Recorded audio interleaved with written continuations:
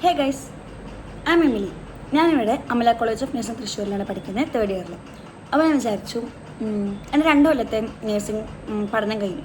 അപ്പോൾ ഞാൻ 3rd ഇയറിലോട്ട് കയറി. അപ്പോൾ ഞാൻ 2 കൊല്ലം കൊണ്ട് പഠിച്ചതും കേട്ടതുമായ കുറച്ച് കാര്യങ്ങൾ നിങ്ങൾക്ക് പറഞ്ഞു തരാമെന്ന് വിചാരിച്ചു.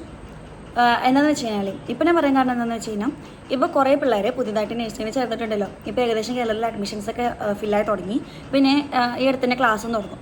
അതുമാത്രമല്ല, ഇപ്പോൾ കേരളത്തിൻ്റെ പുറത്തായാലും ഇപ്പോൾ ബാംഗ്ലൂർ, കർണാടക, ആന്ധ്രാപ്രദേശ് അങ്ങനെ കുറേ സ്ഥലങ്ങളിലും നഴ്സിങ്ങിൻ്റെ ക്ലാസ്സസൊക്കെ ആക്ച്വലി ഇതൊരിക്കലും ഒരു ഉപദേശമായിട്ട് നിങ്ങൾ കാണില്ല. മേ ബി ഇത് കേട്ടതുകൊണ്ട് നിങ്ങൾക്ക് ലൈഫിൽ എന്തെങ്കിലും ഉപയോഗം ഉണ്ടായാലോ.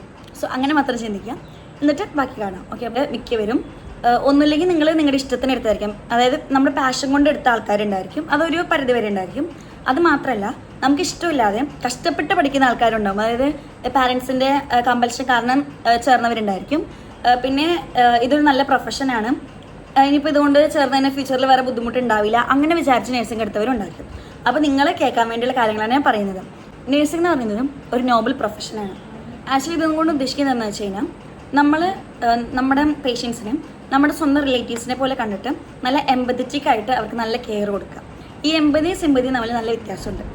സിമ്പതി എന്ന് പറഞ്ഞു കഴിഞ്ഞാൽ, ഇപ്പോൾ നമുക്കൊരു അസുഖമുള്ള ഒരാളെ കാണുമ്പോൾ അയ്യോ ആ ചേട്ടൻ അങ്ങനെ വന്നല്ലോ അങ്ങനെ നമ്മൾ വിചാരിക്കില്ലേ. ഇപ്പോൾ ആ ചേട്ടൻ നമ്മുടെ സ്വന്തം റിലേറ്റീവ് ആണെന്നുള്ള രീതിയിൽ കണ്ടുകൊണ്ട് ആ ചേട്ടൻ അങ്ങനെ വന്നൂലോ, അതിനുവേണ്ടി കെയർ എന്തൊക്കെ കൊടുക്കാൻ പറ്റും, അങ്ങനെ ആ ചേട്ടൻ്റെ ഭാഗത്തു നിന്ന് ചിന്തിക്കുമ്പോഴാണ് ശരിക്കും നഴ്സിൻ്റെ ക്വാളിറ്റി ഉണ്ടാകുന്നത്. നമുക്ക് നഴ്സിങ്ങിന് പഠിക്കാൻ വേണ്ടി നമുക്ക് ഏറ്റവും കൂടുതൽ വേണ്ട ഒരു കാര്യമാണ് നമ്മൾ നല്ലൊരു പ്യുവർ സോളായിരിക്കണം. പിന്നെ നമ്മൾ എമ്പതറ്റിക് ആയിരിക്കും, റെസ്പെക്ട്ഫുൾ ആയിരിക്കണം. അതായത് ഇപ്പോൾ നമ്മുടെ ഫ്രണ്ടിലുള്ളവർ മേ ബി നമ്മളെക്കാൾ ഒത്തിരി മുതിർന്നവരായിരിക്കാം, മേ ബി ചിലപ്പോൾ നമ്മളെക്കാളും കുറച്ച് മുതിർന്നവരായിരിക്കാം. അത് ഏതും പ്രായത്തിലുള്ളവരായാലും അവർ നമ്മളെ ഡിപ്പെൻഡ് ചെയ്ത് വന്നിരിക്കുന്നവരാണ്.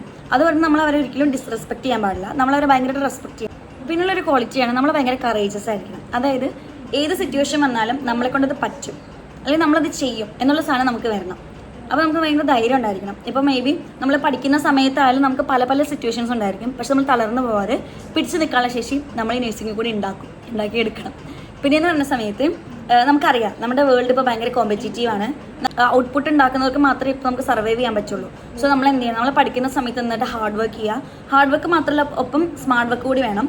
പിന്നെ നമ്മൾ സർവൈവ് ചെയ്യാനുള്ള ജേർണിയിൽ നമ്മൾ ഒരിക്കലും നമ്മുടെ ക്യാരക്ടറിനെ വിട്ട് പിടിക്കാൻ പാടില്ല.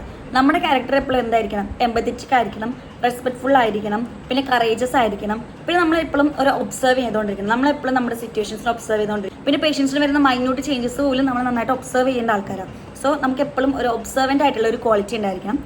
പിന്നെ എന്ന് പറയുന്ന സമയത്ത് നമ്മൾ പേഷ്യൻ്റ് ആയിരിക്കണം. മീൻസ് നമുക്ക് നല്ല ക്ഷമ വേണം. ചിലപ്പോൾ നമുക്ക് വല്ല ന്യൂറോ ഇഷ്യൂസ് ഉള്ള പേഷ്യൻസ് ഉണ്ടായിരിക്കും. മേ ബി നമ്മൾ എത്ര പറഞ്ഞു കൊടുത്തിട്ട് മനസ്സിലാവാത്ത ആൾക്കാരുണ്ടായിരിക്കും. മേ ബി വയസ്സായിട്ടുള്ള ആൾക്കാരൊക്കെ ഉണ്ടായിരിക്കും. ആ സമയത്ത് നമ്മളൊരിക്കലും അവരോട് ദേഷ്യപ്പെടാനൊന്നും പാടില്ല. അവരുടെ അവസ്ഥ എന്താണെന്ന് നമ്മളെ മനസ്സിലാക്കി, നമ്മളല്ലെങ്കിൽ വേറെ ആരെ മനസ്സിലാക്കണം എന്നുള്ള ചിന്ത വേണം നമുക്ക് വരാൻ വേണ്ടിയിട്ട്. പിന്നെ നമ്മൾ എന്നിട്ട് നല്ല ക്ഷമയോടെ കൈകാര്യം ചെയ്യാൻ വേണ്ടി പഠിക്കണം. അപ്പോൾ ഒരു പേഷ്യൻ്റ് ആയിരിക്കണം, കോപ്പറേറ്റീവ് ആയിരിക്കണം. പിന്നെ എനിക്ക് ലാസ്റ്റ് ആൻഡ് ഫോർമോസ്റ്റ് ആയിട്ടുള്ള ഒരു കാര്യം പറയാനുണ്ട്. അതായത് B A healer who heels physical and mental wound of the patient, and be an advocate who argues for the rights and needs of the patient. Be a teacher who teaches with sincerity and passion, and be a human with caring and a pure soul. അപ്പോൾ എനിക്ക് ഇത്രേ പറയാനുള്ളൂ, ബാക്കി നിങ്ങളുടെ കയ്യിലാണ്. So നിങ്ങൾ അടിച്ചു പഠിക്കാം. അപ്പോൾ ഇത്രയുള്ളൂ. ബൈ.